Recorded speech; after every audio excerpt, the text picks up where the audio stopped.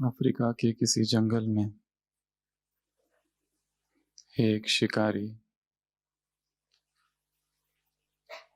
यात्रा के लिए निकला।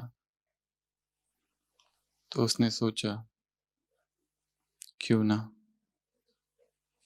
एक कंपास लिया जाए। तो वो दिशा सूचक यंत्र उसे खरीदने एक दुकान में गया और उसने वो यंत्र खरीदा।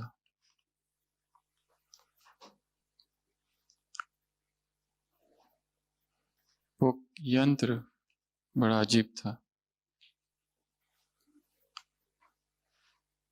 एक तरफ तो दिशा दिखा रहा था, परंतु उसकी जो दूसरी साइड थी उसकी तरफ एक आईना था। वो कोई ऐसा वस्तु तो थी नहीं कि जो साज श्रृंगार के लिए हो। उसे आश्चर्य हुआ वो यंत्र देखकर और उस दुकानदार से उसने पूछा, ये तो समझ में आता है कि यंत्र एक तरफ है, परंतु दूसरी तरफ ये आईना किस लिए? तो उस दुकानदार ने कहा,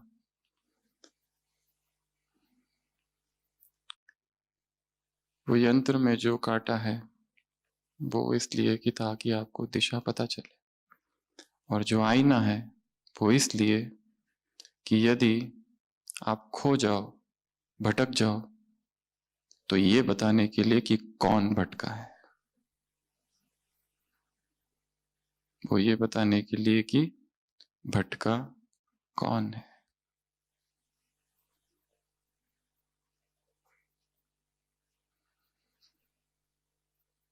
बार बार कई सारी मुरलियों में ये बात आती है जिसमें बाबा कहते हैं, स्वयं को देखो, ज्ञान के दर्पण में देखो।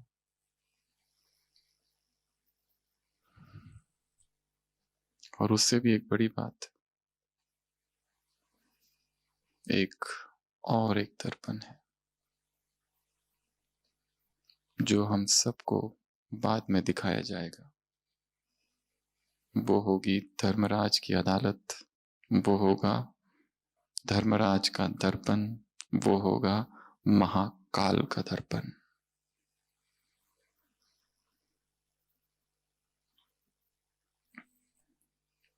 एक और ऐसी ही बौद्ध धर्म में कहानी है।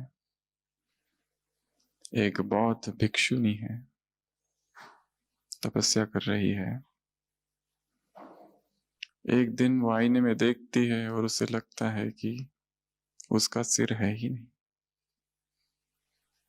वो चिल्लाने लगती है, मेरा सिर कहाँ है, मेरा सिर कहाँ है। उसे ये भ्रम हो जाता है और उसे अपना सिर आईने में दिखता ही नहीं है। वो चिल्लाने लगती है, उसे सब लोग समझाते हैं तुम्हारा सिर है, पर वो कहती है नहीं है, मेरा सिर किसी ने चुरा लिया है, मेरा सिर कहाँ है। बहुत उसको समझाया जाता है पर वो नहीं सुनती, न मानती।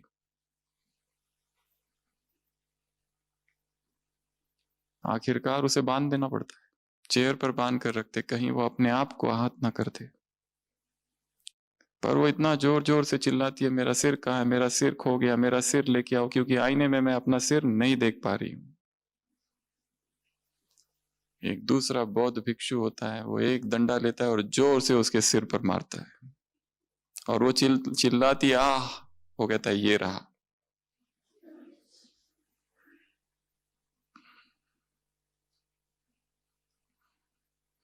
तो कभी कभी डंडे की आवश्यकता पड़ती है।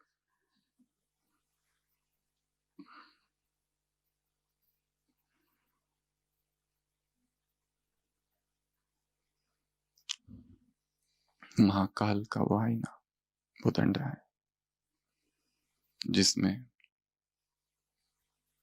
हम देखेंगे कि हम कहाँ पहुंचे हैं, हमारा जीवन कहाँ पहुंचा है, पुरुषार्थ कहाँ पहुंचा है।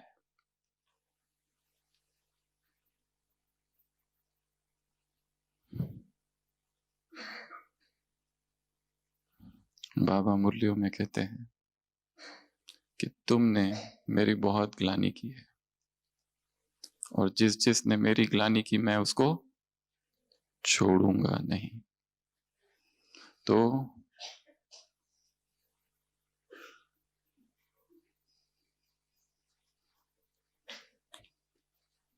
भगवान के दरबार में पहले ही हमारे खिलाफ बहुत सारी केसेस पेंडिंग है। पहले तो उसकी चर्चा करेंगे और उसके बाद सर दिखाई नहीं दे रहा है हमको भी अपने आईने में, तो हमें भी क्या चाहिए, एक डंडा। तपस्या के लिए 3 चीजों की आवश्यकता है, मौन, एकांत और अंतर्मुक्ता। और उस दिन भी कहा था क्या कर दो, 3 बातें। पूर्व तैयारी भट्टी की, आशा है की होगी, जो संपूर्ण मौन में रहकर तपस्या करती है। पहला दिन मौन का, दूसरा दिन मौन का, उनकी स्थिति ऊपर ऊपर उठते जाती है। तीसरा दिन मौन का, चेतना वो देखने लगती है, इतना मन सूक्ष्म होने लगता है जो अब तक दिखाई नहीं दिया था। जो हमारी सबसे बड़ी कमजोरी है उसी पर काम करना है, उसी पर व्यक्तिगत रूप से 21 डेज की यहां से वहां पहुंचने के बाद भट्टी करनी है। वो टॉपिक कौन सा होगा, जिसका अमृत वेला लड़खड़ाता है वो केवल अमृत वेले पर काम करेंगे। जिसका ब्रह्मचर्य स्थिर नहीं है, आज है कल नहीं है, रात को भंग हुआ फिर और टूट गया, वो केवल और केवल ब्रह्मचर्य पर काम करेंगे, प्यूरिटी पर काम करेंगे। जिनके संबंधों में तनाव है वो संबंधों में काम करेंगे। जिनकी सेवाओं में गड़बड़ है, अभी तक स्थिर नहीं है, जो अभी तक करियर को स्थिर नहीं कर पाए, क्या करना है क्या नहीं करना है, करूं या न करूं, टू बी और नॉट टू बी की उलझन है, वो केवल उस पर काम करेंगे। जिनको सेवाओं का विस्तार करना है, वो सेवाओं का विस्तार चाहते हुए भी नहीं हो रहा है, वो कैसे किया जाए, केवल उसी का चिंतन, उसी की प्लानिंग, उसी पर योग, उसी का अध्ययन। 21 डेज, 21 डेज में बहुत शक्ति है। जिसने 21 दिन कर लिया उसके अंदर एक अद्भुत सा आत्मविश्वास आ जाएगा। चाहे इन 21 दिनों में गिरना पड़े, गिरो और फिर खड़े हो जाओ, परंतु ये काम करना है। कौन से टॉपिक पर करना है वो कल सुबह दिया जाएगा। तो कल का अमृत वेले का टाइम सभी का,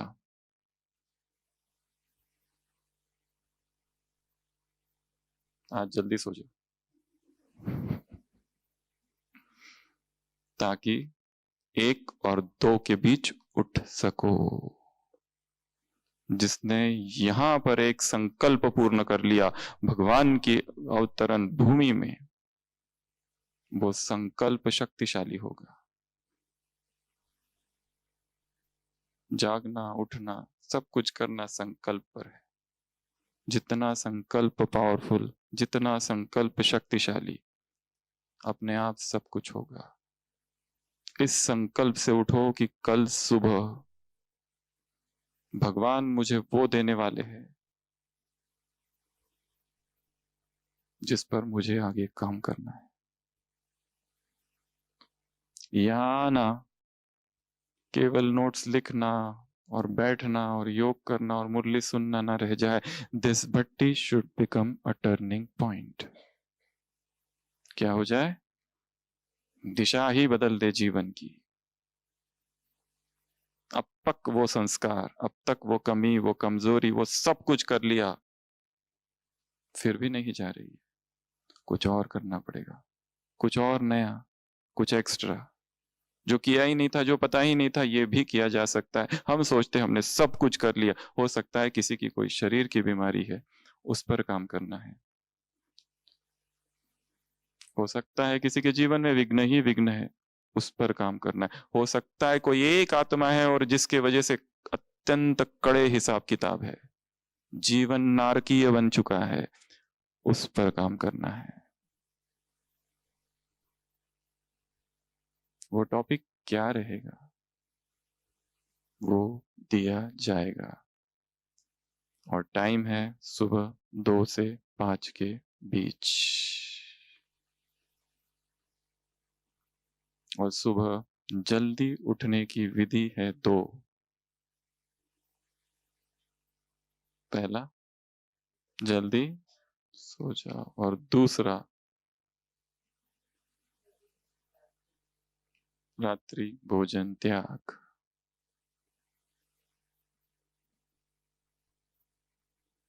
या फिर नहीं कर सकते हैं तो हल्का, और वहां जाने के बाद जितना जल्दी कर सकते हैं उतना जल्दी।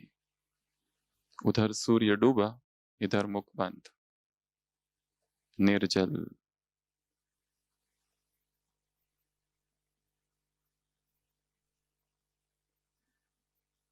तो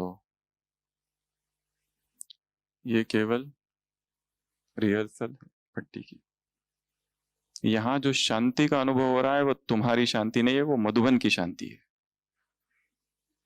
यहाँ जो अशरीरीपन का अनुभव हो रहा है वो तुम्हारा अशरीरीपन नहीं है, वो मधुबन का अशरीरीपन है। यहाँ के प्रकंपनों का अशरीरीपन है वो। यहाँ से नीचे जाते ही वहां के प्रकंपन चालू हो जाएंगे, और यहाँ का प्रभाव धीरे धीरे कम होते जाएगा। और यहाँ का प्रभाव यदि कायम रखना है तो कुछ एक्स्ट्रा करना पड़ेगा। वो एक्स्ट्रा ऐसी कोई बात जो आज तक कभी की ही नहीं, और जो हमेशा ही हमें असंभव सी लगी। Try for the impossible. तो ही यहाँ आना, यहाँ रुकना, यहाँ इतना समय देना, संसार के सारे कारोबार छोड़कर यहाँ आए, भगवान के घर आए, यहाँ का खाया। एक एक रोटी जो तोड़ी है उसका हिसाब देना पड़ेगा। एक एक निवाले का। भगवान का घर है, तपस्वियों की भूमि है। अष्टरत्नों ने तपस्या की है यहाँ।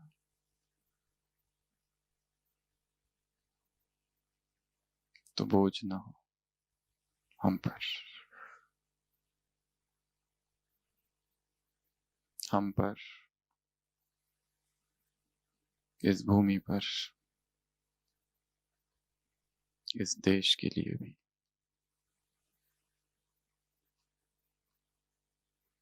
तो हमारे खिलाफ पहले ही बहुत सारे केसेस पेंडिंग है। कौन कौन से? कौन कौन से? इस आईने में भगवान दिखाएगा। बाबा ने कभी कहा है धर्मराज की जो अदालत होगी वो कैसी अदालत है? Fast track, fastest track, no bail, no recommendation, dates, final decision होगा उसका, जो हाईएस्ट, उसके ऊपर इस संसार में और कोई न्यायालय नहीं है। और बाबा ने कई बार मुरलियों में कहा है, अब बाबा का स्वरूप है प्रेम का। एक समय आएगा जब भगवान धर्मराज बन जाएगा, ट्रिब्यूनल भी बैठेगी, ट्रिब्यूनल में अष्टरत्न होंगे और ब्रह्मा भी होगा, परंतु वो प्रेम स्वरूप नहीं होगा, वो साक्षी होगा। जिसने जो किया, जो जैसा करे ही तो तसफल पावा चाखा, उसको वो मिलेगा। तो पहले ही बहुत कुछ हमने कर रखा है। सबसे पहला, किसी साकार मुरली में बाबा ने कहा था, जिसने मुझे सर्वव्यापी कहा, उसको मैं छोड़ूंगा नहीं। उसको मैं छोड़ूंगा नहीं।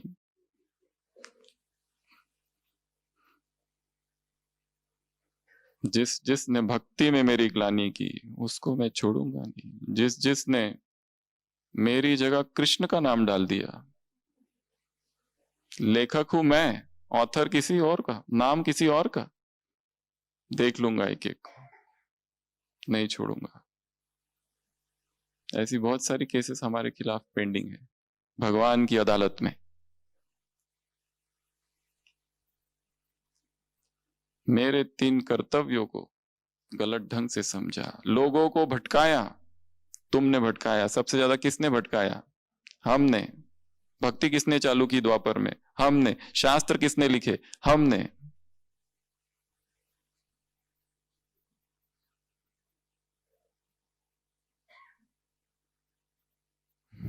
इतना पैसा दिया था, क्या कर दिया?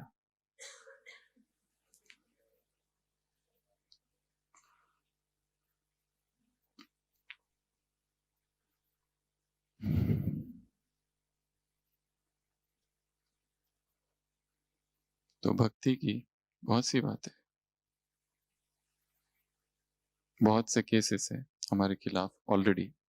और उसमें अब ज्ञान में आने के बाद बाबा ने कहा है, ज्ञान में आने के बाद एक यदि कोई पुण्य करे तो एक का 100 गुना, और एक यदि पाप करे तो उस पाप का भी 100 गुना। अज्ञान में एक का 1 गुना, ज्ञान में एक का 100 गुना। बोथ, पाप पुण्य दोनों ही।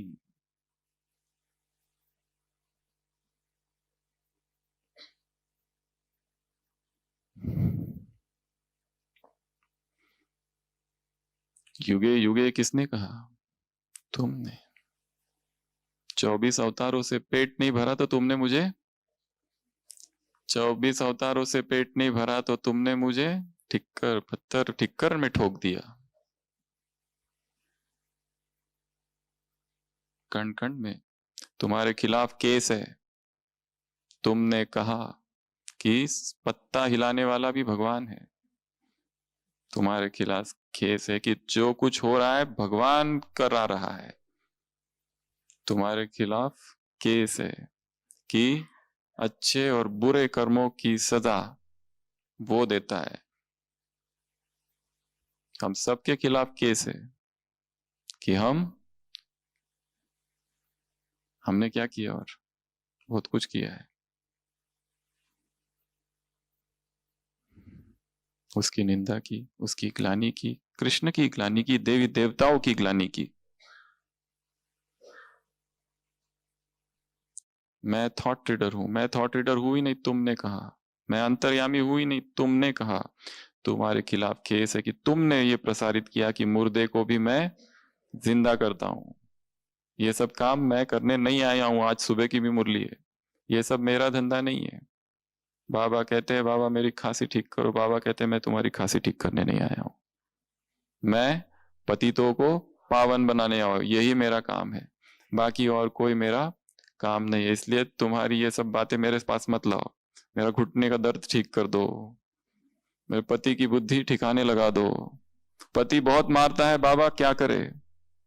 बाबा कहते तुमने भी मारा होगा।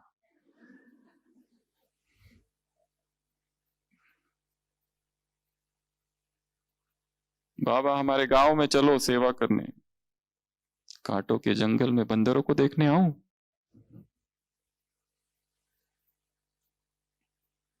तो भक्ति की केसेस तो बहुत पेंडिंग है। उसकी एक लिस्ट बना सकते हो, जो रोज की मुरली में आते रहता है। उसकी चर्चा हम आज नहीं करेंगे। हमारी चर्चा कुछ और है, डंडे वाली।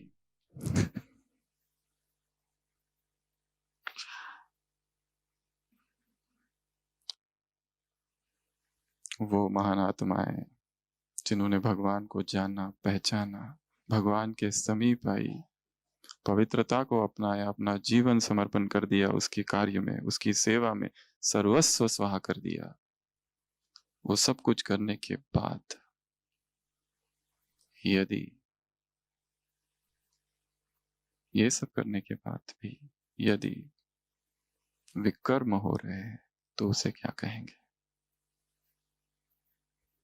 एक लेखक है अंग्रेजी जो कि पादरी थे और भगवान की रचनाएं करते थे, गीत लिखते थे, हिम्स कहते हैं उसको क्रिश्चियनिटी में, साम्स। प्रभु प्रेम के गीत लिखते थे, प्रवचन करते थे, तपस्वी थे, लोगों की पालना करते थे जो चर्च में आते थे। और एक दिन धीरे धीरे किसी में आकर्षण हो गया, कोई नन, स्पिरिचुअल फ्रेंडशिप, आकर्षण बढ़ा और धीरे धीरे एक समय आया कि दोनों भाग गए और दोनों ने शादी कर ली। और फिर संसार और संसारिक जीवन, संसार के दुख और ये सब कुछ भूल गया जो पहले का जीवन था उसका, और इतना दुखों में डूब गया गृहस्थ जीवन के कि दिखाया है कि एक बार पेरिस में वो है, शाम को किसी बग्गी में बैठा है, उसके बाजू में एक महिला आके बैठती है और वो कुछ भजन या गीत या कविताएं पढ़ रही है। उस गीत का भाव ऐसा है कि हे प्रभु, तेरी कृपा, तेरी दया कितनी अनंत है जो निरंतर बहती रहती है। वो महिला पढ़ रही है और ये सुनते सुनते कहता है ये मेरी लिखी हुई है और उसी की लिखी होती, परंतु वो कहता है मैं गिर चुका हूं, फॉल फ्रॉम ग्रेस। कहां मेरा दिव्य उच्च महान जीवन था, कहां मैं दूसरों का उद्धार कर रहा था और कहां अब गिर पड़ा, अब मेरा क्या हो गया। उसमें लिखा होता है उस कविता, स्ट्रीम्स ऑफ अनसीजिंग मर्सी, अनवरत धारा है प्रभु के प्रेम की, उसकी कृपा की, उस दया की, ऐसे उसमें शब्द होते हैं। वो महिला कहती है कि भले तुम कहां पर भी हो परंतु उसके प्रेम की अनवरत धारा, वो नदी अभी इस समय पेरिस की सड़क पर बह रही है। उठो, और वहीं पर नव जन्म हो जाता है, नव जागरण हो जाता है, वो सब कुछ याद आ जाता है और फिर से वो धीरे धीरे अपने उसी जीवन में चला जाता है।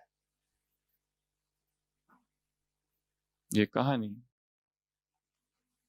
आत्माओं की कहानी है, कहां देवता थे और कहां गिर गए, गिरने के बाद फिर भगवान का बने, भगवान का बनने के बाद भी फिर संसार खींचते रहता है।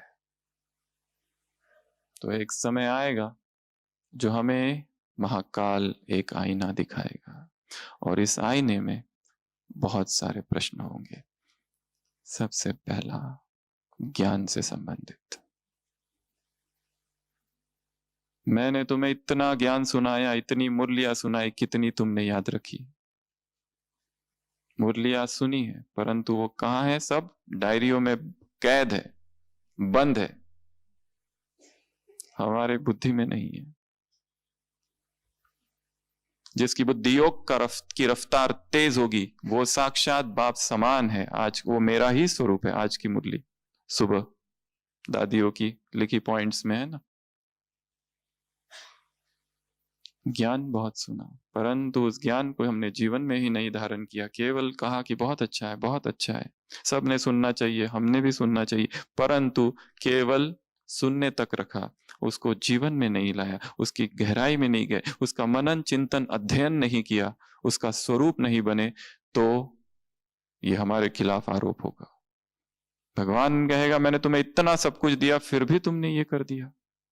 इतना बड़ा ज्ञान, ऐसा ज्ञान जो सारे संसार में और कहीं पर भी नहीं है, इतना बड़ा ज्ञान, इतने सारे वेद, इतने सारे उपनिषद, इतने सारे शास्त्र, इतने सारे फिलोसॉफी, इतने सारे धर्म संसार में है। 4200 धर्म है इस समय संसार में, कहा जाता है, जो मेजर रिलीजन है 4200 रिलीजन्स। जो छोटे छोटे होंगे उनकी शाखाएं, वो तो और दूसरे। तुम्हें इतना सारा ज्ञान दिया गया, क्या किया इस ज्ञान का? और ज्ञान के अध्ययन के लिए, ज्ञान के चिंतन के लिए फिर से वही 3 बातें चाहिए, मौन, एकांत और अंतर्मुक्ता। जब तक आत्मा मौन में नहीं जाती, एकांत में नहीं जाती और उसका गहराई से चिंतन नहीं करती, तब तक वो ज्ञान केवल सबकॉन्शियस माइंड तक नहीं, केवल कॉन्शियस माइंड तक है। पता है ये करना चाहिए पर वो होता नहीं है। किसको, कौन ऐसा है जिसे ये पता नहीं कि अमृत वेले का क्या महत्व है, फिर भी टाइमिंग चेंज होते रहता है। क्यों? स्वरूप नहीं है। स्वरूप बनना एक अलग ही साधना है। आज की मुरली में उपराम हो जाओ, एक जगह है ना, आज राही हो तुम।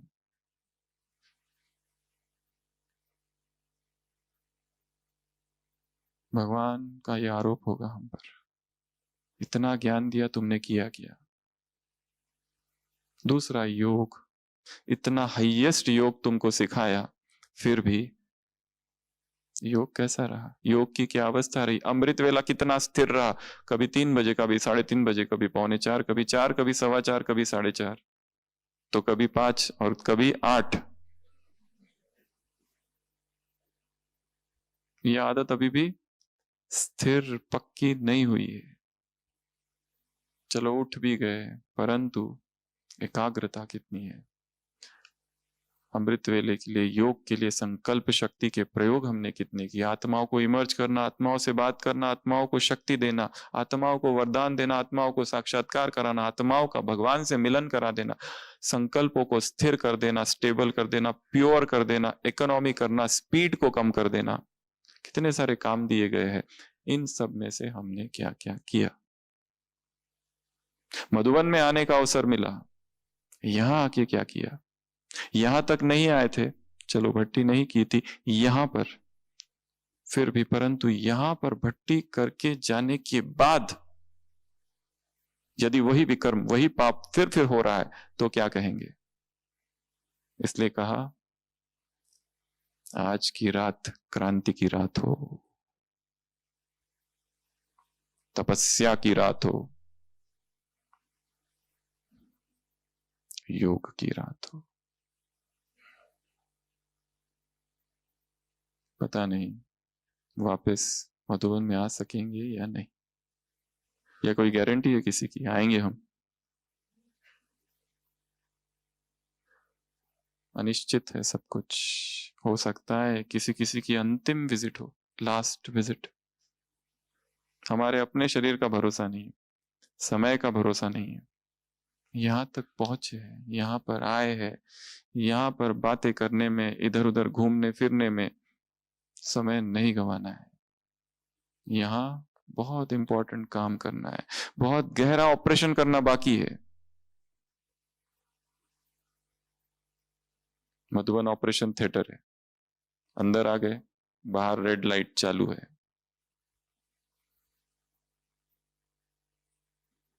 सबकॉन्शियस माइंड में, अंतर मन में क्या क्या छिपा है पता नहीं।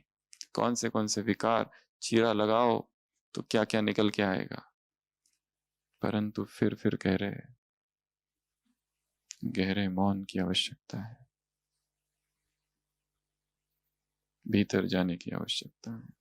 दूसरों को बहुत देख लिया, स्वयं को देखना है। योग क्या किया?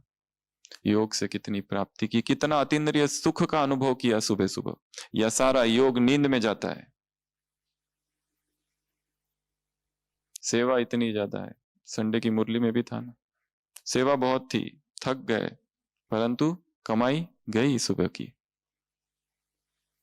सेवा ये कारण नहीं दिया जा सकता अमृत वेला नहीं हो रहा है, या कम शक्तिशाली हो रहा है, या नहीं उठ रहे।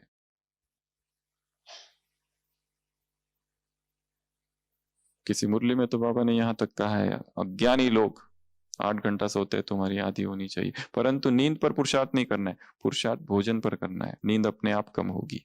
नींद पर पुरुषार्थ नहीं करना है, पुरुषार्थ संकल्प पर करना है, अपने आप कम होती जाए। और जागरण की अवस्था रहे निरंतर। एकाग्रता कितनी रहती है, नहीं तो ये आरोप लगेगा हम पर कि इतना बड़ा राजयोग तुमको सिखाया, तुमने क्या किया इस राजयोग का? तीसरा, धारणाएं। दूसरों को ब्रह्मचर्य की शिक्षाएं दी, पवित्रता की शिक्षाएं दी। हमारे अपने जीवन में ब्रह्मचर्य और पवित्रता कितनी है? यज्ञ की स्थापना हुई, ओम मंडली की स्थापना हुई। कुंजदादी लिखती है, बाबा ने हमें पहले दिन ही कहा, संसार के सिनेमा बंद, जो देखोगे उसका प्रभाव मन पर पड़ेगा। जो भी सिनेमा संसार में है, चाहे कितना भी अच्छा हो और कितने ही धार्मिक हो, परंतु what is the spiritual calibre of those actors? क्या विश्व कल्याण के लिए कर रहे हैं वो, या पैसों के लिए? किस लिए कर रहे हैं? क्या भगवान को जानते हैं या खुद को जानते हैं? संसार में कॉमेडी एंटरटेनमेंट बहुत है, पर वो चीप एंटरटेनमेंट है। उससे आत्मा की शक्ति नष्ट होती है। वो संसार का एंटरटेनमेंट हमारे लिए नहीं है। हमारा एंटरटेनमेंट भगवान है, उसमें एंटरटेनमेंट है, उसके अतीन्द्रिय सुख में। उस अतीन्द्रिय सुख के सामने संसार का ये सारा सुख व्यर्थ है और धोखा है, और उसी की वजह से सबसे ज्यादा विकार मन में घुसे हैं। क्योंकि जो हम देखते हैं उसकी इंप्रेशन पड़ता है। जो हम देख रहे हैं एडवर्टाइजमेंट, कुछ भी, वो सब अंदर जाता है।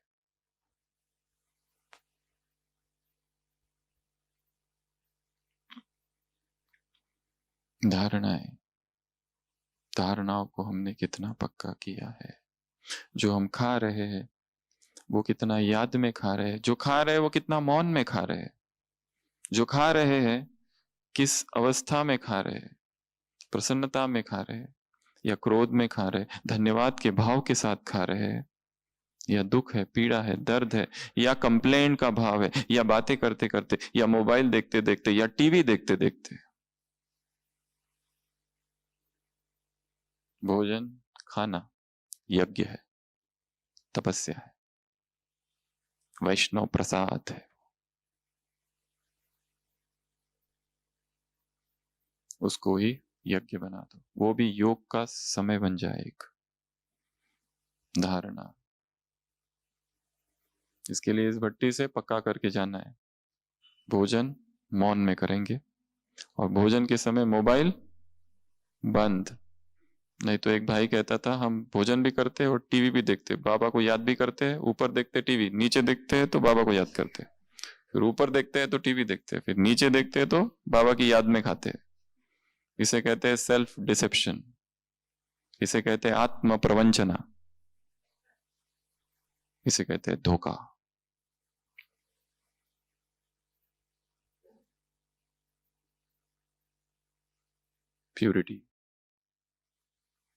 प्यूरिटी का चार्ट चेक करना है, लास्ट 6 मंथ्स में कैसी रही। किसी में आकर्षण तो नहीं हुआ?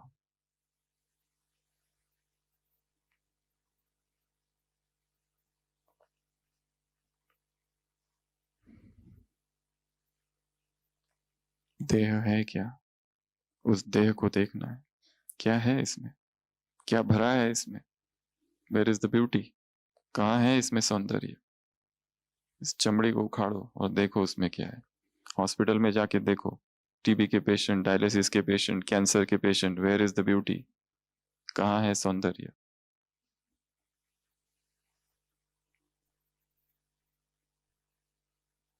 बाप बच्चों से भीख मांगते हैं, पवित्र बनो। बाप बच्चों से भीख मांगते हैं, जीवन निर्विकार हो, संपूर्ण और अखंड ब्रह्मचर्य हो। उसमें सबसे बड़ी एक बाधा है, वो है स्पिरिचुअल फ्रेंडशिप्स। दादी जान की कई बार अनुभव सुनाते थे। किसी का कोर्स कराया, बाबा के पास पहुंची, बाबा को कहा, बाबा वो भाई बहुत अच्छा है जिसका कोर्स कराया, उसको तीर लग गया है। बाबा वो देवकुल की आत्मा लग रही है। बाबा चुपचाप सुन रहे हैं। दादी कहती है, बाबा वो भाई ना बहुत आगे जाएगा। वास्तव में उसको तीर लगा है। बाबा ने कहा, तीर उसको लगा है या तुमको?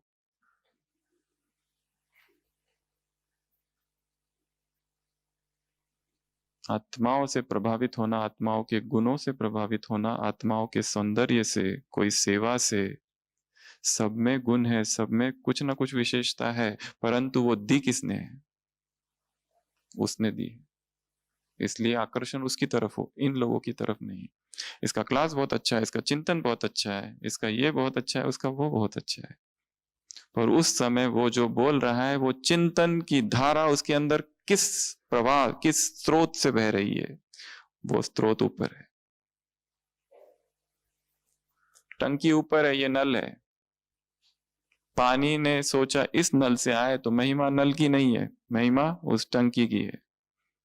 आज इस नल से बह रहा है, कल किसी और नल से बहेगा। हम सभी नल है अलग अलग, टंकी वो है। तो धारणाओं को मजबूत करना है, सारा काम धारणाओं पर करना है। और ब्राह्मण जीवन में सबसे बड़ी धारणा कौन सी है? प्यूरिटी, ब्रह्मचर्य। कुमार भी बैठे हैं यहाँ पर। कुमार कुमारिया बाबा से पूछते, साकार मुरली इन्वर्टेड कॉमा साकार महावाक्य, बाबा क्या करे, माँ बाप नहीं मानते, कहते शादी करो। बाप कहते हैं क्या? गला भी कट जाए परवाह नहीं, मर जाओ इस मार्ग पर संसार के नरक में नहीं जाना। कैसे कैसे कड़े महावाक्य है। अगला, सेवा, सेवा के मौके दिए, सेवा का अवसर दिया, सब कुछ होते हुए भी सेवा नहीं की। खोल सकते थे गीता पाठशाला, फिर भी नहीं खोली।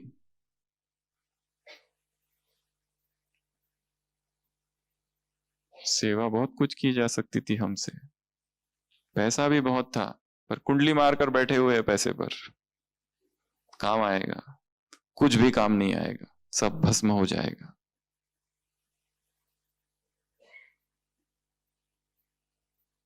हमारा जीवन इस यज्ञ के लिए लग जाए। क्या किया हमने? कुछ भी नहीं किया अभी तक। दादियों ने जो कुछ किया उसकी तुलना में हमने क्या किया है? कुछ किया है? कुछ भी नहीं किया है। उन्होंने सर्वस्व अर्पण कर दिया अपना। हमने क्या किया है? हमने जो किया भी है उसका कितना अहंकार, छोटी छोटी बातों का अहंकार, हर चीज का अहंकार, सेवा का अहंकार, कोर्स कराया उसका अहंकार, ये किया उसका अहंकार, छोटी छोटी सेवाएं, विस्तार। हमारी सेवाएं हमारे मैं का विस्तार हो गई, हमारी सेवाएं हमारे मैं की सजावट हो गई है। वो ना हो तो भगवान पूछेगा, उस आईने में दिखेगा कि तुमको सेवा के कितने अवसर दिए गए, क्या कुछ कहा तुमको, तुम कर सकते थे, नहीं की।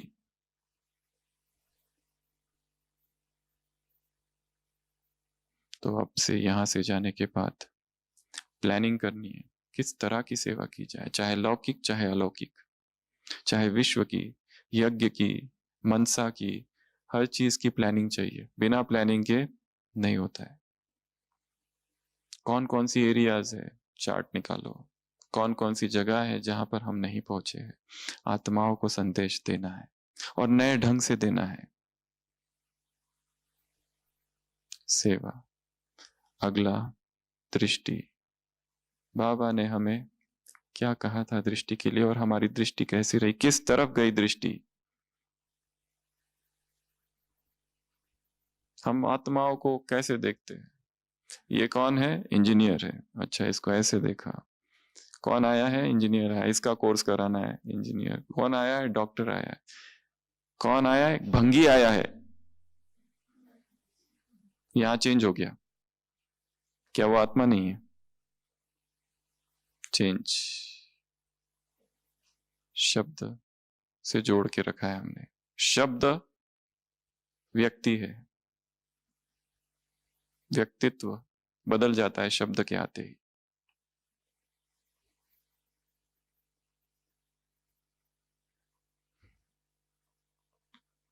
दृष्टि कैसी है? कई बार हम सुनाते हैं, मधुबन के आंगन में एक बहन जा रही, बहुत पुरानी बात। एक भाई पीछे है, वो भाई पुराना भाई है, और बहुत अच्छे भाव से बहन जी से पूछता है, आप कहाँ से हो? मनमोहिनी दीदी पीछे है। दीदी पूछती है, शादी करनी है क्या?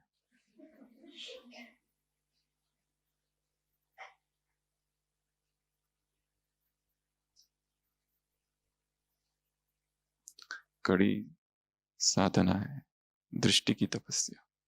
इसके लिए कुमार जो भी है, जितना हो सके डाउन कास्ट आइज, आंखें नीचे। ये एक अभ्यास है, पुरुषार्थ है। जहां जहां आंखें जाएगी वहां पर मन जाएगा। जिस जिसको आंखें देखती है ऊर्जा जाती है। Wherever the vision goes energy flows.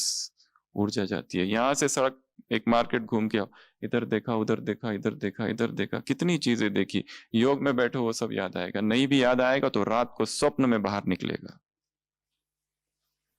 इसके लिए अभ्यास क्या करना है? जितना हो सके इधर देखो उधर देखो। ये आंखें है बहुत चंचल है, इसको स्थिर करना। ये साधना है दृष्टि की। Downcast eyes. चक्कर लगा के देखो जहां आप रहते हो, मार्केट में ये संकल्प लेके जाओ कि मुझे कहीं नहीं देखना है, और देखो कितनी सफलता मिलती है। एक छोटा सा हल्का सा पुरुषार्थ है। जो आंखें इधर उधर देखती रहती है, हर चीज को देखती रहती है, और जिसको देखती रहती है वो हमको चाहिए, क्योंकि नई चीज है, देखी मुझे चाहिए चाहिए चाहिए। आइज, बाबा ने कहा ये आंखें जो है मकड़ी का जाल है, ये कान जो है मकड़ी, एक एक इंद्रिय मकड़ी का जाल है छोटी पर बहुत विस्तार है उसका। Eyes control. कान, कान क्या सुनना चाहते हैं? संसार का म्यूजिक। वो भी एक राग है, आकर्षण है उसमें। वो भी बाह्य मुक्ता की ही अवस्था है। तो भगवान ये पूछेगा, तुमने अपनी दृष्टि को क्या रखा? अगला, वृत्ति, वृत्ति कैसी रही तुम्हारी? संकल्प से वृत्ति बनती है, जैसे कर्म से संस्कार बनते हैं। एक ही कर्म बार बार करते रहो तो क्या बन जाता है? संस्कार। उसी तरह एक ही संकल्प बार बार करते रहो, वृत्ति अर्थात वृत्ताकार, वृत्ति अर्थात सर्कल्स, रिपल्स। रिपल्स जो है वो फैलते हैं। एक ही एक संकल्प बार बार करते रहो तो धीरे धीरे वृत्ति वैसी होती है। फिर कर्म में आता है, संस्कार बनता है। संस्कार तीन प्रकार के होते हैं। पहला, पानी पर जो लिखे है। दूसरे, बालू पर जो लिखे है, रेत पर। तीसरे, पत्थर पर जो लिखे है। कई लोग प्रश्न पूछते हैं कि मन में विचार आया, क्या यह संस्कार बन गया? नहीं, आया चला गया, बाद में नहीं आया ना। वो पानी पर लिखे हुए लकीर की तरह आया और चला गया, परंतु उसको बार बार किया, सोचा, फिर वो रेत पर लिखे हुए जैसा है। और उसका चिंतन मनन किया, फिर कोई फिल्म देखी, कोई कुछ देखा और उसका गहराई से मनन किया, फिर धीरे धीरे वो संस्कार बन जाता है। फिर न चाहते हुए भी वो आकर्षित करता है। पता है ये विकार है, फिर भी, क्योंकि वो सबकॉन्शियस माइंड का पार्ट, और सबकॉन्शियस माइंड ऑटोमेटिक काम करता है। फिर इसलिए कौन से विचार आ रहे, अपने अध्ययन को बढ़ाना है, बस अध्ययन को बढ़ाना है। क्लासेस सुनते बहुत है, परंतु सुनना एक वाणी विलास है, एक बुद्धि विलास है, बस उस पर मनन करना है। वक्ता ने जहां छोड़ा वहां से चिंतन अपना चालू करना है।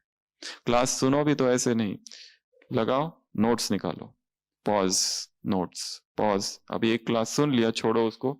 अब जो नोट्स है वो लेके जाके एकांत में जाओ, गार्डन में जाओ, छत पर जाओ, उसको रिवाइज करो, फिर रख दो, एंड देन अगेन रिवाइज की क्या क्या था।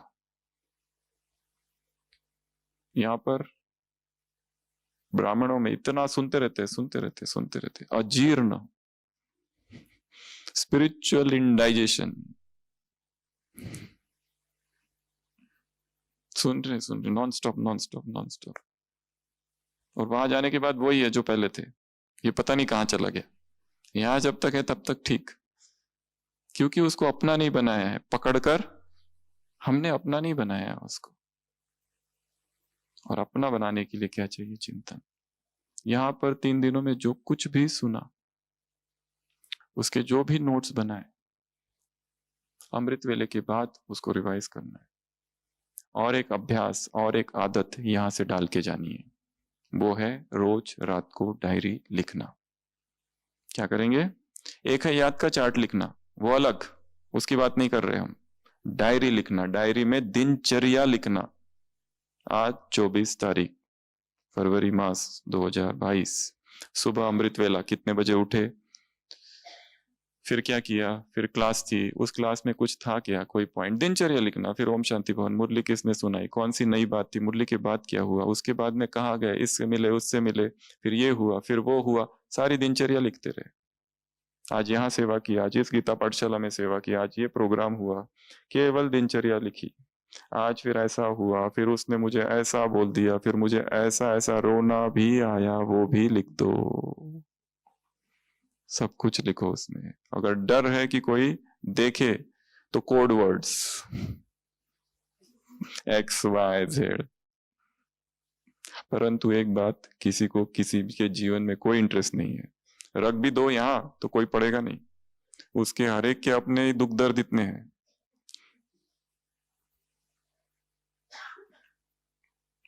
तो डायरी, ये एक अभ्यास करना है। कल वहां से डायरी ले लो। मधुबन से नए चीजों की शुरुआत करनी है, नई आदतों की शुरुआत मधुबन भूमि से हो जाए। स्टैंप ही इतना पक्का बैठ गया, लग गया तो बहुत पक्का रहेगा। इस वातावरण में, ब्राह्मणों के इस संगठन में, इतनी तपस्वी आत्माओं के बीच शिवरात्रि में वो संकल्प किया गया, तो कितना पावरफुल होना चाहिए। तो डायरी डेली, डाउनकास्ट आईज, मुरली का चिंतन, अमृत वेला जितना हो सके उतना धीरे धीरे धीरे स्थिर करते जाना है। जिन्होंने अमृत वेले की किताब नहीं खरीदी है, नहीं पढ़ी है, वो वहां लिटरेचर से ले लेंगे और अगले 1 मास केवल वही किताब पढ़ते रहना। कब कब पढ़ोगे? सुबह पढ़ो, दोपहर में पढ़ो, रात को पढ़ो, तब तक पढ़ो जबकि एक एक लाइन याद ना हो जाए, शब्द शब्द याद ना हो जाए। पहले ज्ञान चाहिए, पहले इंफॉर्मेशन चाहिए, उसके बाद में वो स्वरूप में अपने आप आएगा। नहीं तो संकल्प तो करते उठने का, पर होता नहीं है। थकान, शरीर में कुछ होता है, कुछ कुछ होते रहता है। और अमृत वेला सर्व प्रश्नों का उत्तर है। हमारे जीवन के किसी भी प्रश्न का उत्तर किसी के भी पास नहीं है। इसको पूछूं, उसको पूछूं, उसको पूछूं, उसको पूछूं, पूछने में कितना रस है। कोई नया भाई मिल गया कि पकड़ो और पूछो। प्रश्न में इंटरेस्ट है, उत्तर में उसका जो इंटरेस्ट है उसमें तो इंटरेस्ट ही नहीं है। वो जब उत्तर दे रहा है, हम दूसरा प्रश्न प्लान कर रहे हैं कि अब ये पूछूंगा, भाई ये पुरुषार्थ कैसे करना है, वो बाप समान कैसे बनना है। हम कल से करेंगे, आज की मुरली में तुम कभी नहीं आओगे बाबा, हम कल आएंगे, तुम कभी नहीं आओगे।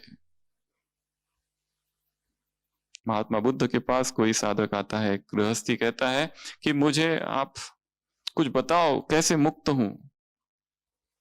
महात्मा बुद्ध कहते हैं अभी बताओ क्या? वो कहते हैं नहीं अभी मत बताओ, कल आता हूं महात्मा बुद्ध उससे कहते सोचो तुम्हारे घर में आग लगी है, ठीक है, तुम क्या कहोगे, कब बाहर निकलोगे? बाद में आता हूं। आग अब भी लगी है, अब भी बाहर निकलना है। Now the time is now, the time is here and now. अभी करो जो करना है। वहां जाके करेंगे, वहां जाके ना अभी एकदम अच्छे से चालू करेंगे सब। और वहां जाके क्या होने वाला है हमें पहले ही पता है, अंदर ही अंदर, कि वहां वही होने वाला है जो पहले था, निश्चय। बाइबल में एक जगह लिखा है कि अगर तुम पर्वत से कहो हे पर्वत उठ, और समुद्र में जा गिरा, और निश्चय से कहो तो वो पर्वत तुम्हारी बात सुनेगा। एक माता ये बात सुनती है, चर्च में जाती है, अपने घर में वो खिड़की खोलती है, खिड़की के बाहर पर्वत है, कहती मैं एक्सपेरिमेंट करके देखती हूँ, और कहती है हे पर्वत उठ, पूर्ण विश्वास से, निश्चय से उठ, और समुद्र में जा गिर। दरवाजा बंद कर, खिड़की बंद करके सोती है। सुबह सबसे पहले खोल के देखती है, पर्वत वही है। वो कहती मुझे पहले ही पता था।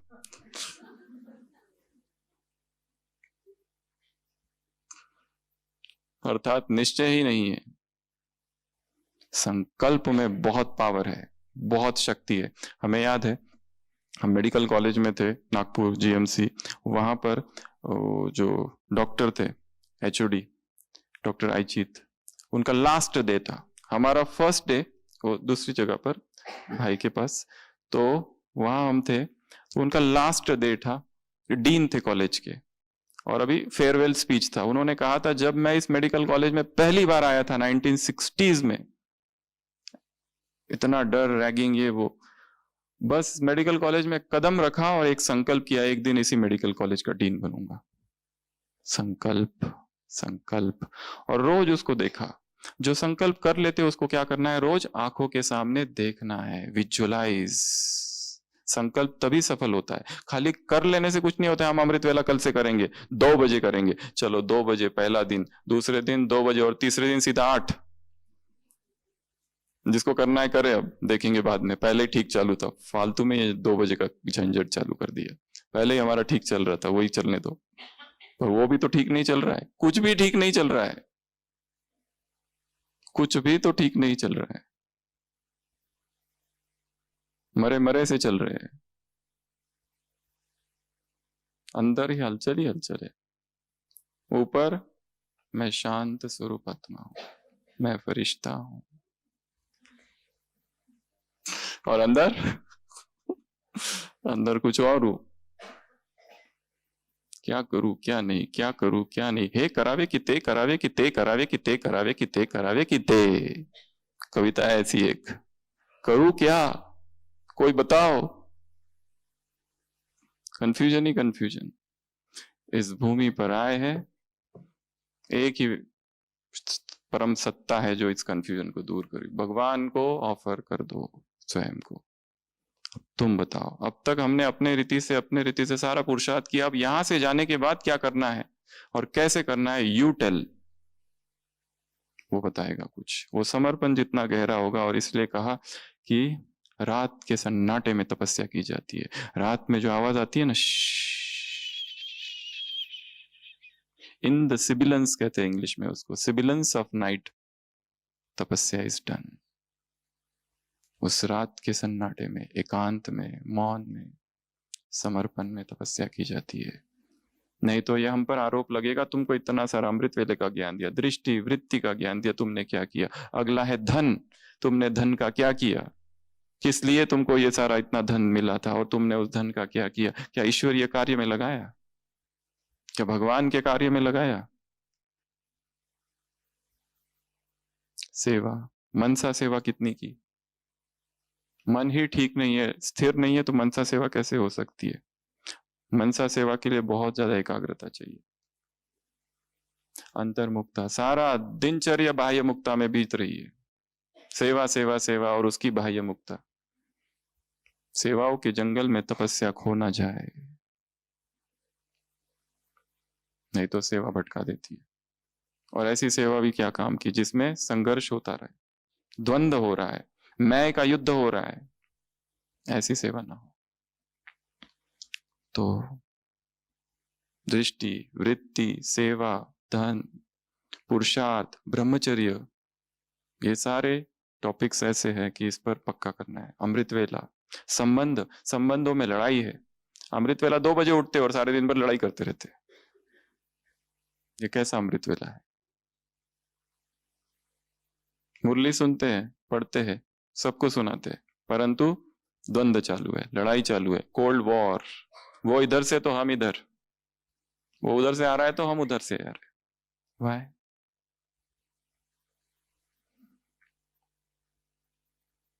आत्माओं के साथ हमारे बहुत गहरे हिसाब है, और वो यहीं चुकतू करके जाना है। और वो चुकतू द्वंद्व से नहीं होंगे। बहुत सारा काम करना है अमृत वेला, आत्माओं को इमर्ज करना, आत्माओं से माफी मांगनी, आत्माओं को माफ करना। कितनों को हमने दुख दिया है इसी जीवन में, कितनों को दुख दिया। बाबा ने कहा दुख दोगे तो दुखी हो के मरोगे। अभी ही हमारी वजह से कितने लोग दुखी है, सूक्ष्म रीति से हमें पता नहीं, पर वो दुखी है। उसके बाद में डिजिटल वर्ल्ड, तुमको ये सब किस लिए दिए गए साधन, सेवा के लिए। तुम क्या कर रहे हो। इस मोबाइल ने बहुत विकर्म कराया है, बहुत विकर्म। इसके लिए अमृत वेला इसको भी थोड़ी सकाश दिया करो कि ये मोबाइल कोई विकर्म मत कराना आज।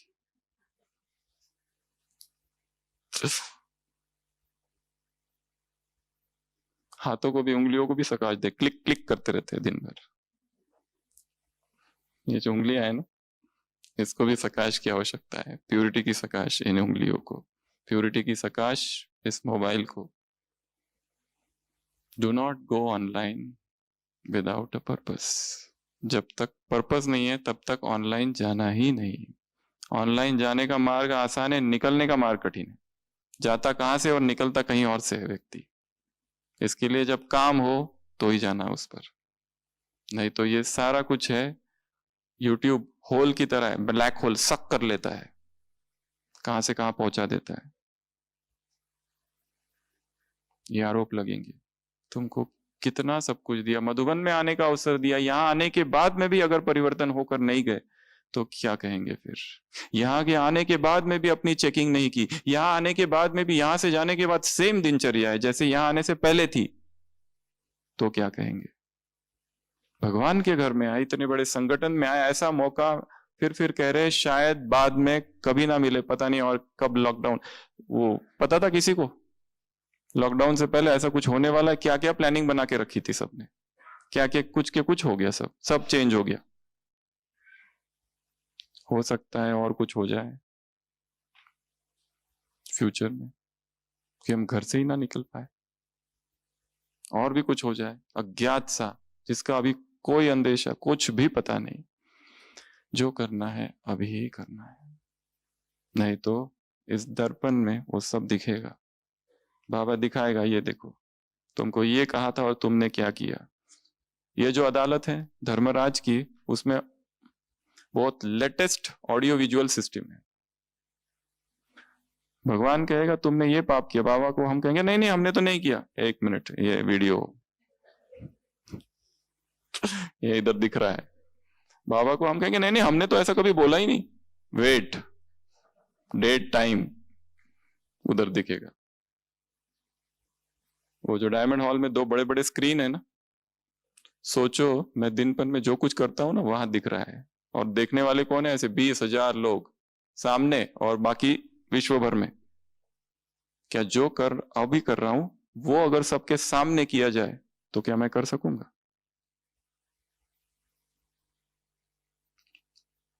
अकेले में जो व्यक्ति करता है बंद कमरे में, वो उसका चरित्र है।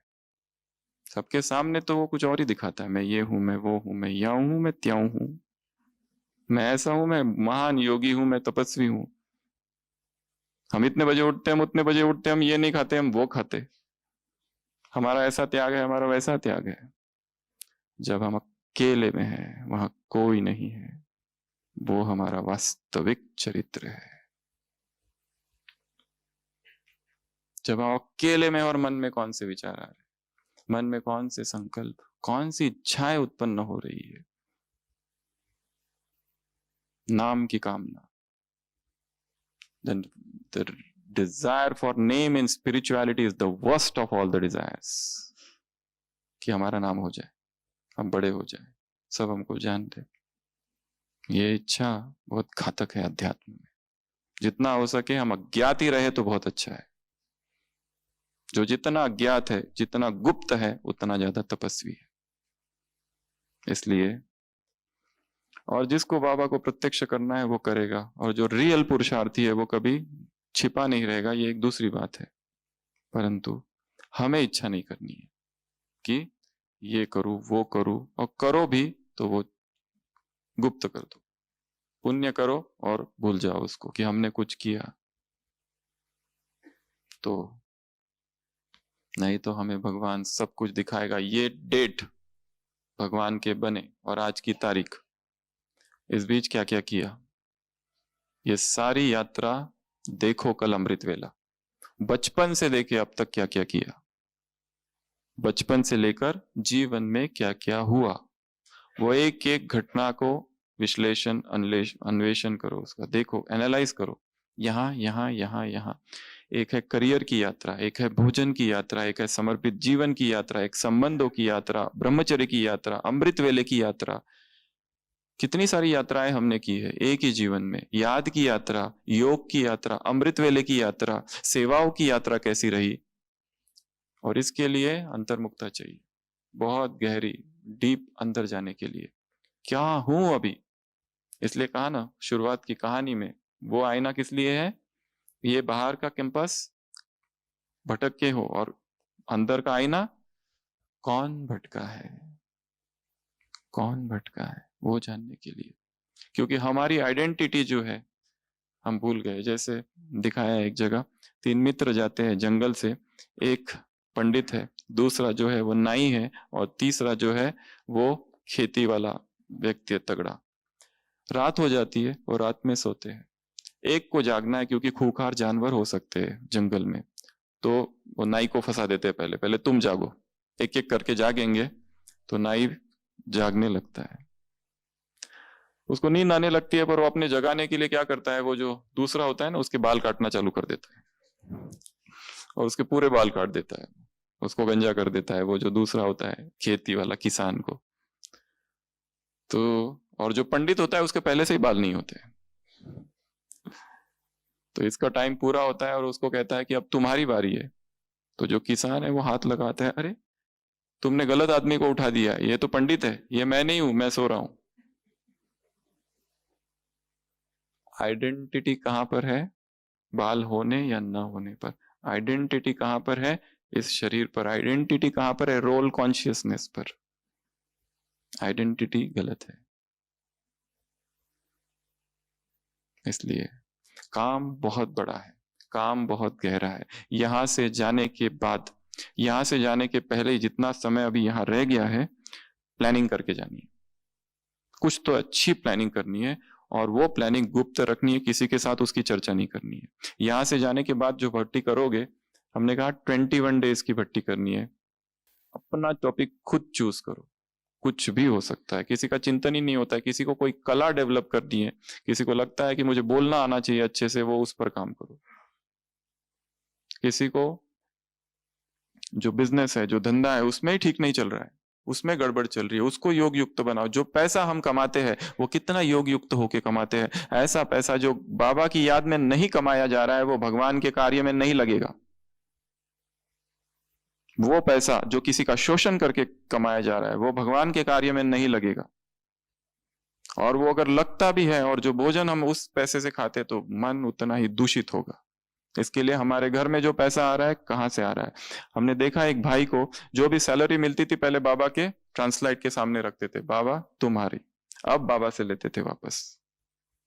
जो भी ला रहे, हर चीज, सब्जी से लेके सब कुछ अर्पण, और फिर लेते थे। जैसे हमारी पालना हम हमारी नौकरी से नहीं, यज्ञ से हो रही है।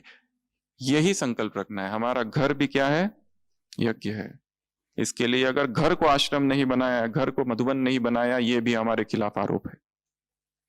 घर का वातावरण, सेंटर का वातावरण, सबका वातावरण जैसे ऐसा हो कि जो वहां आए, जैसे उस समय जो सत्संग था, ओम निवास, ओम मंडली, यशोदा निवास, जो भी आता था ध्यान में चला जाता था।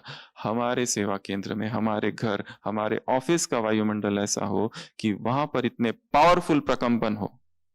इसलिए और एक काम करना है, रोज अमृत वेले अपने घर को, अपने सेवा केंद्र को सकाश देनी है। दीवारों को सकाश दो, एक एक कमरा लाओ, उसकी एक एक दीवार को सकाश। First room, second room, third room, fourth room, kitchen को सकाश, एक एक बर्तन को सकाश। अमृत वेला कितना दान किया है ये बाबा देखेगा। इसके लिए एक नजर इस पर भी दौड़ाओ कि अलमारी में कितनी चीजें रखी है जो फालतू है, जो हम रखे है और किसी को दे नहीं रहे। पता नहीं कितनी कितनी साड़ियां अंदर रखी है, ना तो किसी को देते हैं, ना हम यूज करते, बस रखिए। अपने सारे एडिक्शंस को चेक करो, कितने एडिक्शंस है हमारे में। ऑनलाइन बाइंग, ऑनलाइन शॉपिंग का भी एक एडिक्शन है, बस क्लिक तो करना है, आ जाती है चीज। ऑनलाइन न्यूज का एडिक्शन है, इस पार्टी ने क्या किया, उस पार्टी ने क्या किया, इसने कहा क्या कहा, उसने क्या कहा, कितना इंटरेस्ट है न्यूज में, वो भी एक एडिक्शन है। न्यूज का एडिक्शन, शॉपिंग का एडिक्शन, वस्तुओं का एडिक्शन, डेकोरेशन का एडिक्शन, ये सारे एडिक्शन ही है एक रीति से। ये सब ज्ञान योग से भटकाने वाले हैं। अपने आप को ही देखना है, मुझे क्या करना है और कैसे करना है और क्या करूं जो यहां से जाके कुछ नया हो। नहीं तो भगवान कहेगा तुमको एक अवसर तो मैंने दिया था, फिर भी तुमने वो गवा दिया। तो सभी अभी योग के लिए स्थिर होके बैठेंगे। योग में सबसे ज्यादा महत्वपूर्ण है बैठक। योगियों की तरह बैठक हो, स्थिर, एकाग्र, स्पाइन स्ट्रेट।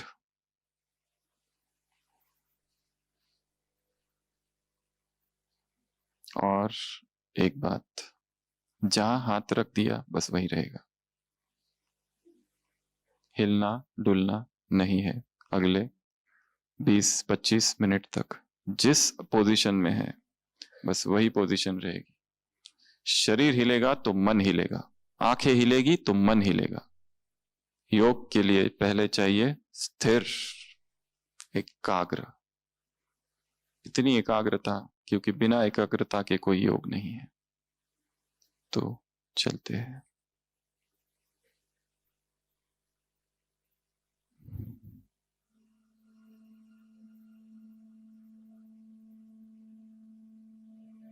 संपूर्ण मौन,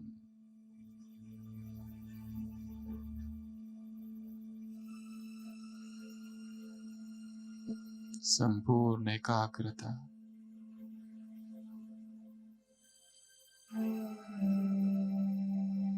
कुछ समय के लिए सभी आंखें बंद कर देंगे।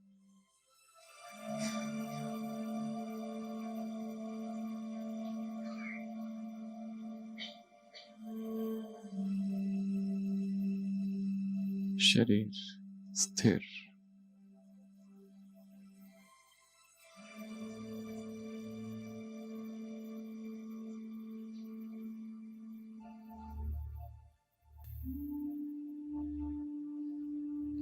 मधुबन की पावन भूमि है,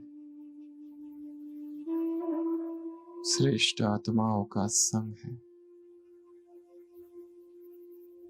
नुमा शाम का समय, मन शांत, बुद्धि स्थिर,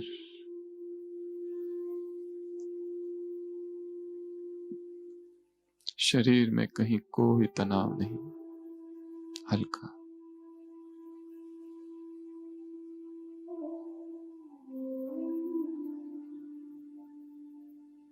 अपने बचपन में लौटेंगे। द रिमोटेस्ट, सबसे दूर की जो यादें हैं, कहाँ जन्म हुआ था, वो घर, वो गांव, वो शहर याद करेंगे। इस जीवन की शुरुआत कैसे हुई थी, कब होश संभाला। आंखों के सम्मुख लौकिक माता पिता, भाई बहन, वो घर, वो घर की परिस्थिति, वो पड़ोसी,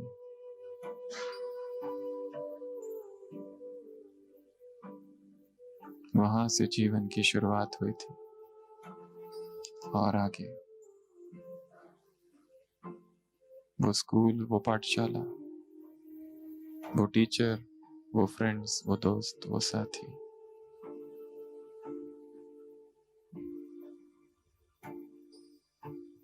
वो पूरा गांव, वो गांव के लोग, वो शहर के लोग।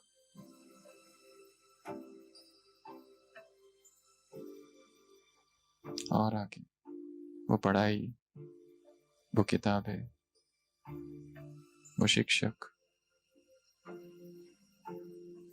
और आगे वो इच्छाएं, वो क्यूरियोसिटी, उत्सुकता, जानने की चीजों को। कैसा रहा बचपन, वो आए हुए दुख, वो पीड़ा, वो दर्द, वो खुशी के क्षण, और आगे कॉलेज, वो कॉलेज का जीवन, या फिर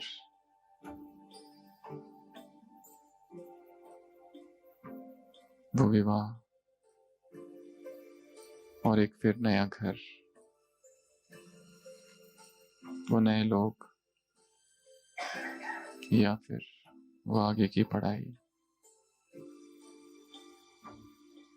और आगे और आगे।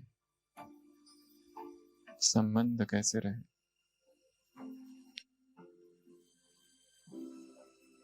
और आगे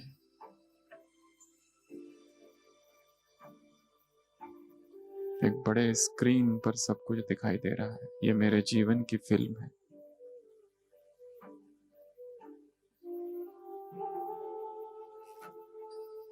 वो प्रथम दिन भगवान के परिचय का याद करेंगे। वो सेवा केंद्र, वो बहन, वो गांव, वो गीता पाठशाला, वो प्रदर्शनी, वो कोर्स, वो चित्र, वो किताबें। कैसा नशा, अचानक जीवन में परिवर्तन। याद करेंगे अपनी खोज को और फिर भगवान का मिल जाना। वो सेवा केंद्र, वो मुरली, वो प्रथम दी गई सेवा, वो प्रथम कराया हुआ कोर्स, वो प्रदर्शनी,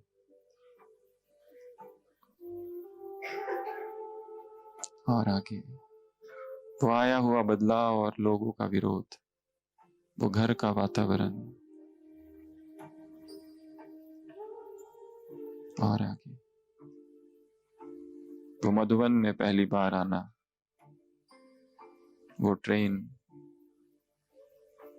वो प्रथम मधुबन में प्रवेश, इतने विशाल संगठन का दर्शन, वो भगवान से मिलन,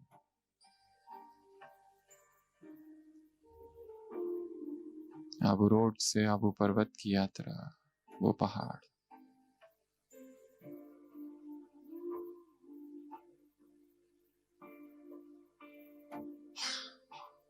वो चार धाम। शांति स्तंभ पर पहुंच जाएंगे सभी। शक्तिशाली बनना हो तो शांति स्तंभ पर आ जाओ।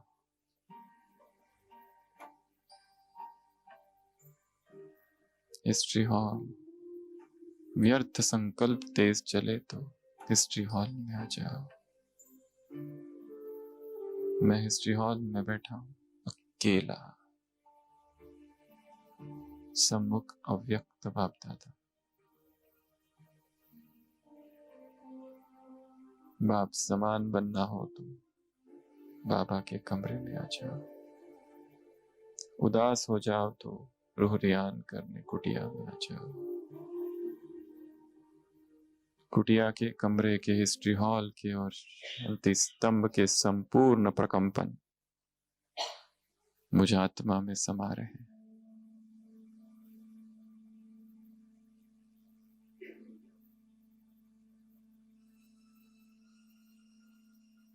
चलो वापस। वो घर, वो सेवा केंद्र, जीवन बदल गया है। समर्पण का संकल्प, सेवाओं का विस्तार, एक के बाद एक कितने प्रोग्राम्स, सेवा केंद्रों का विस्तार, वो बड़ों की पालना, वो दादियों की पालना, वो बहनों की पालना, वो भोजन, वो आनंद, वो जीवन में आया परिवर्तन, और आगे वो संसार, वो गृहस्थी, वो जॉब, वो पढ़ाई, वो स्टडी, वो बैलेंस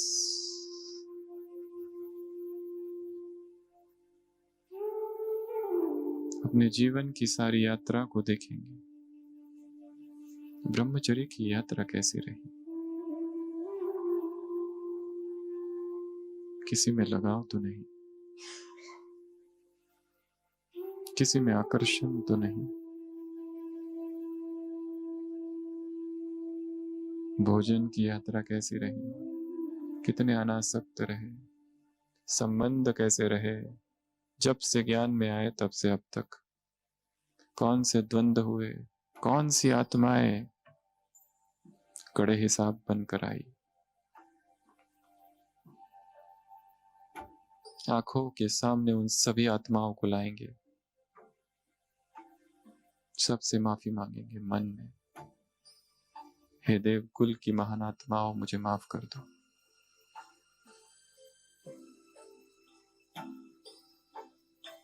सभी से माफी, पति पत्नी, बेटा बेटी, माँ बाप, मित्र संबंधी, ब्राह्मण आत्माएं,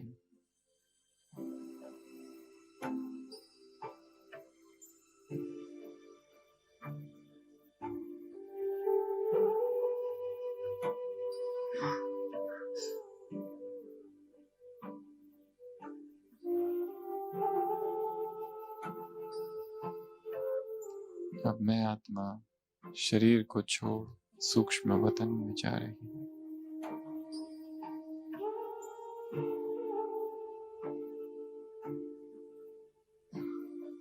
सभी आंखें खोलेंगे और बाबा को देखेंगे। अव्यक्त बाप दादा सम्मुख है, नयन स्थिर,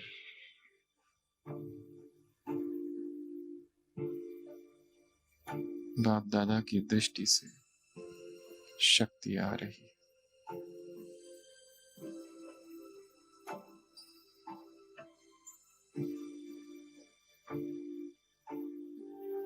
बाबा निशब्द, मौन,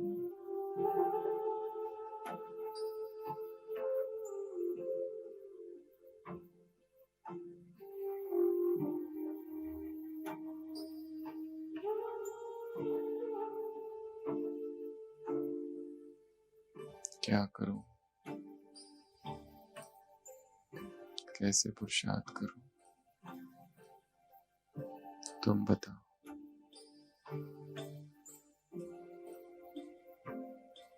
संपूर्ण समर्पण,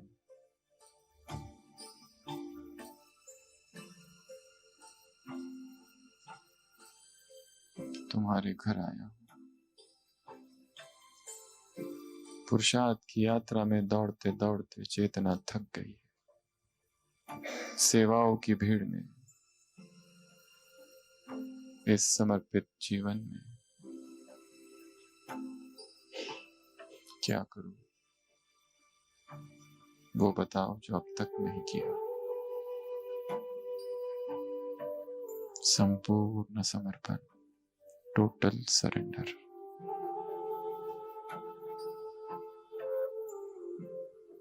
जो कर रहा हूं वो तुम देख रहे हो, जो हूं जो तुम्हें पता है।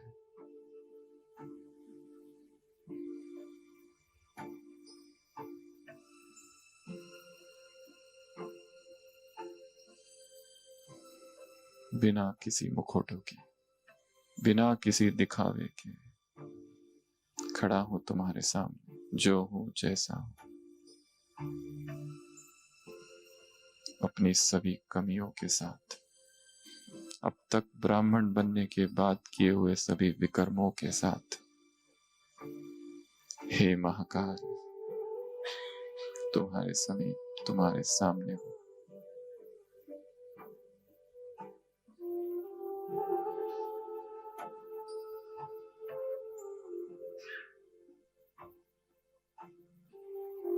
बाबा ने अपना वरदानी हाथ सिर पे रखा है। विजयी भव। मैं तुम्हारे साथ हूं। अनुभव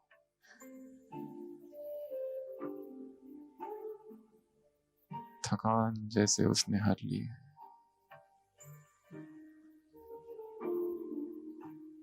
चेतना की गहराई में जो दुख था, जो पीड़ा, जो दर्द था,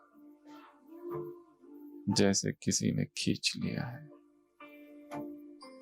बाबा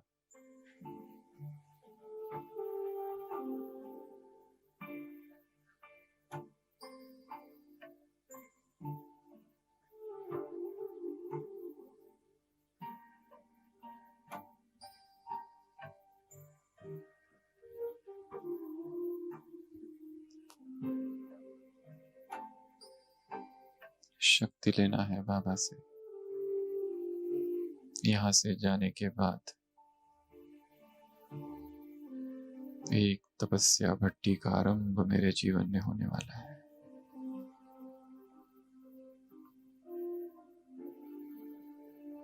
सफलता मूर्त भावा।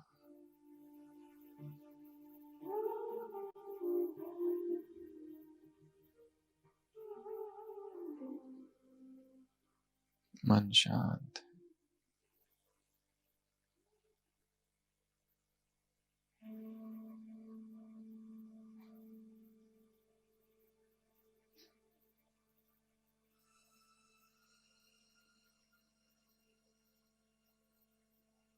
फिर से जीवन की यात्रा की तरफ ध्यान।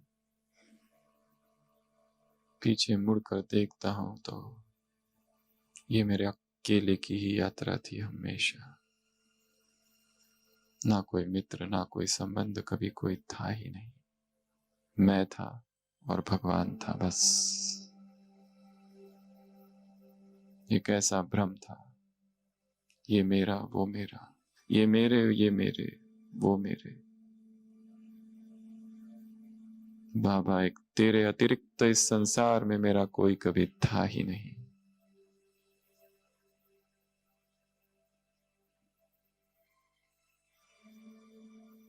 Deep realisation.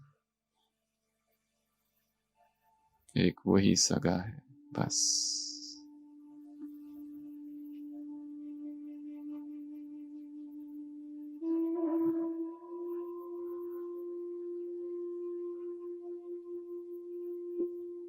सभी अब अपने स्थान पर खड़े हो जाएंगे बिना आवाज किए।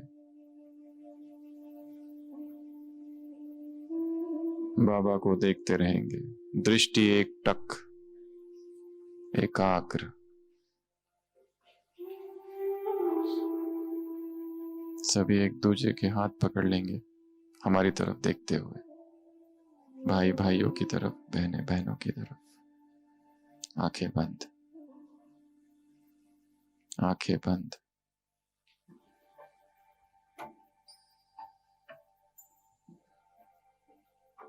संपूर्ण शरीर में एक नवीन ऊर्जा का आरोहण। मधुवन की संपूर्ण पवित्रता मेरे देह में प्रवेश कर रही है। चारों धामों के संपूर्ण प्रकंपन मन में समा रहे हैं। मैं परम पवित्र आत्मा हूं। अंग अंग में पवित्रता, रोम रोम में अखंड ब्रह्मचर्य। मैं शिव की शक्ति हूं।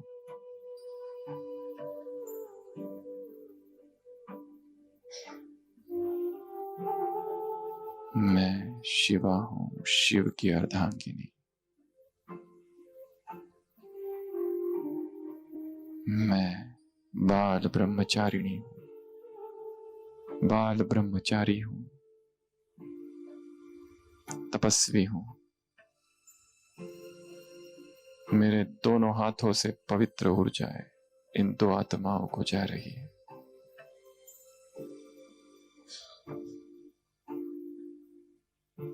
आंखें बंद। पूरे शरीर में करंट दौड़ रहा है। प्यूरिटी, प्यूरिटी की बाढ़ आई है सभा में। अब तक के किए सारे विकर्म पाप दग्ध हो रहे हैं। संगठित प्यूरिटी, कलेक्टिव प्यूरिटी, परम धाम से शिव बाबा परमात्मा पवित्रता का सागर अपनी पवित्र किरणें मुझ पर डाल रहा है। पवित्रता में स्नान, प्यूरिटी बाथ,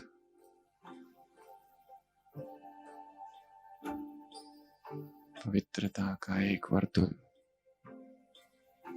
मैं परम पवित्र आत्मा हूं।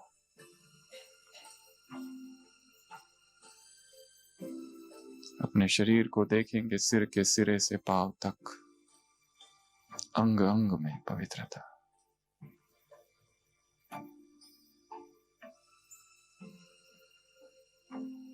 हाथों के स्पर्श में पवित्रता,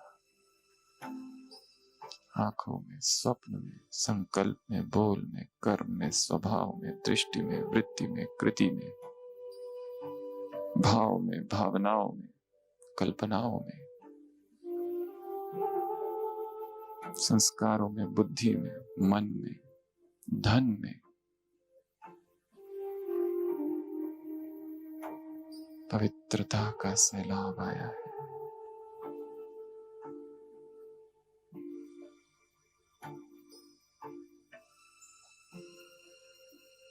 भगवान के घर में प्रतिज्ञा है, आज से